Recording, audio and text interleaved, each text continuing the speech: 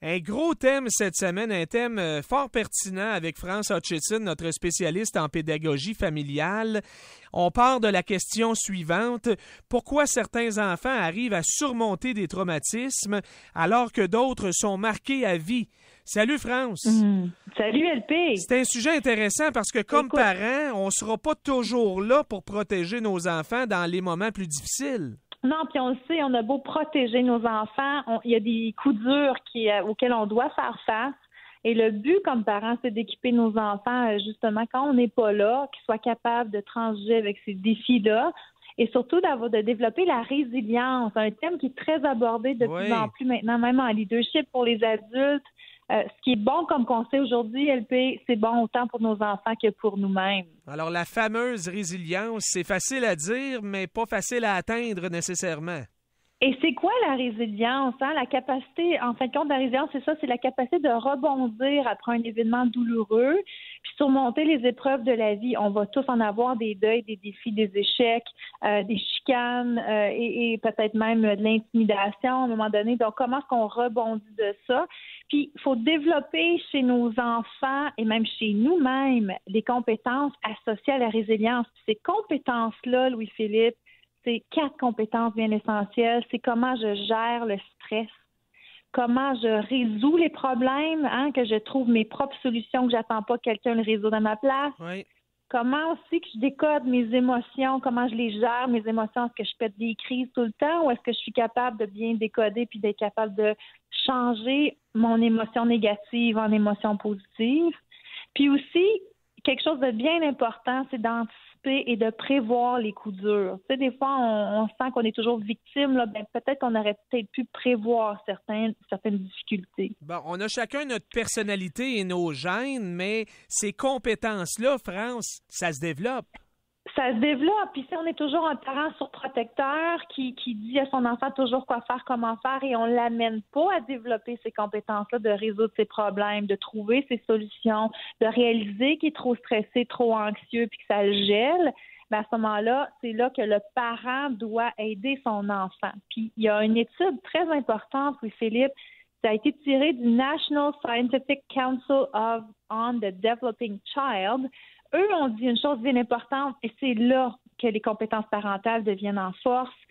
Le pouvoir d'un parent qui est là, qui est là pour son enfant et qui est encourageant et qui aide son enfant à trouver ses solutions, qui est bienveillant, qui l'encourage, qui l'aide aussi à se connaître, c'est ça qui va faire que notre enfant va être plus résilient et qui va l'aider à passer au travers les épreuves. Donc, ça commence, si je comprends bien, France, et corrige-moi si je me trompe, ça commence encore une fois par développer l'estime de soi de nos enfants. L'estime de soi, d'apprendre à nos enfants, de leur montrer à se connaître ses forces, pas toujours ses faiblesses, t'es pas bon là-dedans, t'es pas bon là-dedans, puis on le répète. C'est important d'encourager nos jeunes à faire des pas dans des situations, des fois, qui sont plus stressantes. Moi, je me souviens d'une étape, une affaire bien niaiseuse, là, Louis-Philippe. J'avais forcé ma fille à aller s'acheter quelque chose à l'épicerie ou au dépanneur. Puis la crise totale parce qu'elle était gênée, timide, voulait que je le fasse à sa place. Et ça a été les premières petites étapes pour que ma fille puisse surmonter ses craintes. Donc, quand on est un parent qui est là, qui protège trop et qui prend trop le défi de l'enfant à sa place, ça l'aide pas, l'enfant. Ben oui, si on prend son sac à dos toujours sur nos épaules, elle n'apprendra pas, ou il n'apprendra pas à le porter, le fameux sac à dos, là. C'est ça, puis c'est aussi niaiseux que ça, justement. Quand ton enfant a tel âge puis il devrait être capable de faire son lunch tout seul, faire son lunch tout seul, c'est une étape. On peut voir qu'il n'y a peut-être pas un lien avec la résilience, mais il y a des responsabilités que l'enfant doit apprendre à gérer. Et c'est là que le parent a un devoir à faire. Et le parent aussi doit gérer sa propre résilience. Si on est toujours dans le négatif, si on est toujours dans la victimite, si on est toujours dans la dépression, si on n'a jamais de solution à nos propres problèmes, puis qu'on en parle ouvertement devant nos enfants ou qu'on ne se voit pas aller, mais on est le modèle de nos enfants. Donc, oui, et ça, c'est une parenthèse intéressante là, et importante qu'on doit ouvrir, je pense, parce que malheureusement, il y a des adultes qui sont comme ça puis qui ont de la misère à s'en sortir. Alors, qu'est-ce que tu conseilles conseils à ces adultes-là, peut-être d'aller chercher de l'aide à ce moment-là pour leurs enfants? Ben, je pense que c'est la recette numéro 1, c'est que c'est comme tu vas dans l'avion, puis qu'on te dit dans le style, l'introduction, c'est quand on dit si tu vas crasher en avion, le masque, tu le mets à qui en premier? C'est la même chose dans tout ce qui touche l'éducation de nos enfants. Si on n'est pas capable de le faire pour nous-mêmes, on peut pas s'attendre à ce que nos enfants le fassent. Puis je dis pas, Louis-Philippe, qu'il y a des gens qui n'ont pas des gros défis, là. Je veux dire, des gens en dépression, j'en connais, des gens qui ont vécu des deuils, des pertes, des séparations. On en vit tous.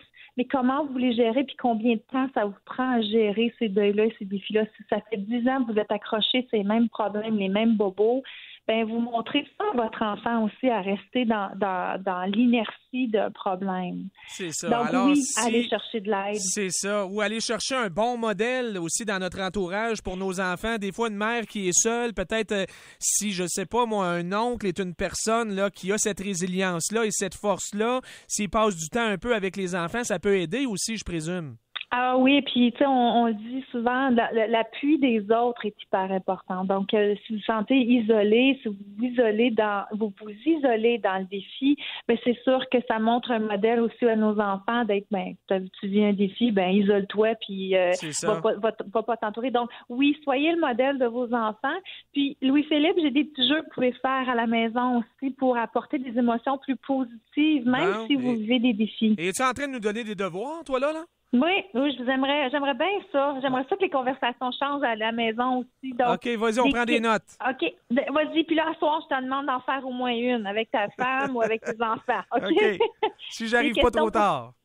C'est OK. Ben sinon, texte-leur, ça va être correct.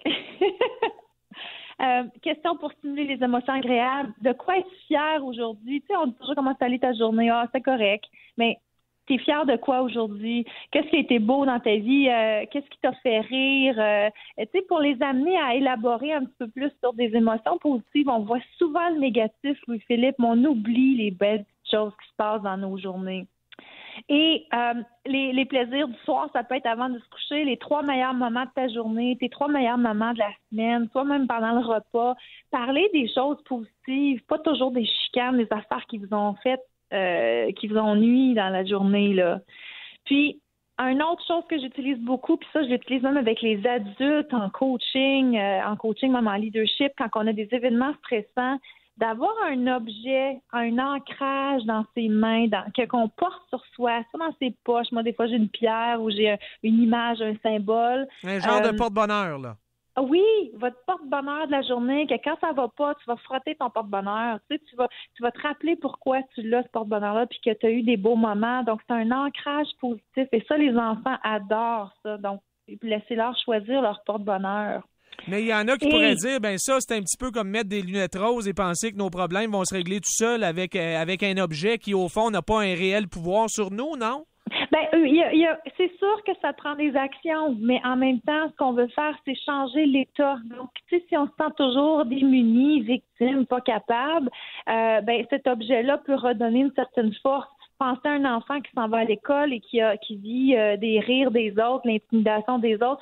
Son petit objet porte-bonheur dans sa poche là, peut lui permettre d'avoir un petit peu de courage pour justement faire le premier pas à l'école. Même chose pour vous, c'est à la journée, ça vous tente pas d'aller travailler, ça nous arrive tous des moments donnés. Ah oui? Peut-être pas toi t'aimes bien ta job. Ça m'arrive comme tout le monde, France. On le dira pas, Louis-Philippe. Mais en fin de compte, amène-toi un petit porte-bonheur dans tes poches les journées que ça ira mal. Bon, fait que ça peut nous ramener au fond dans un mode plus positif, dans un mode plus solution au lieu d'un mode problème. Et en terminant, France, tu veux nous parler d'un jeu que tu appelles la douche chaude. C'est pas de la torture, ça, toujours? Non, puis c'est pas de l'eau qu'on lance à notre enfant, mais c'est le même principe que donner des compliments à des gens. Donc, souvent, on fait ça, soit à l'école ou à la maison. On est très bon pour rire avec sarcasme des niaiseries qu'on peut faire, mais celle-là, c'est l'inverse. Ce qu'on veut, c'est donner des compliments. Puis il n'y a pas personne dans la vie qui aime pas se faire complimenter. Donc, l'enfant est assis à la table ou sur le sofa, puis là, tous les membres de la famille lui donnent un compliment, lui donnent une qualité, quelque chose qu'on aime de lui, une anecdote qu'on a trouvée drôle. Donc, c'est une douche de compliments et de petits bonheurs associés à la personne à qui vous donnez ça. Puis à tour de rôle, vous faites cet exercice-là. Donc, ça ramène aussi un petit peu plus d'harmonie puis de positivisme dans nos maisons, Louis-Philippe. Bon, ben, t'es pas mal bonne, France, puis on t'aime beaucoup. Ah, ben moi aussi, je vous aime. Alors, je termine avec le jeu de la douche chaude. Merci, je le prends. Merci beaucoup. Et on reprend ça la semaine prochaine. Merci. Bonne journée. Salut, France.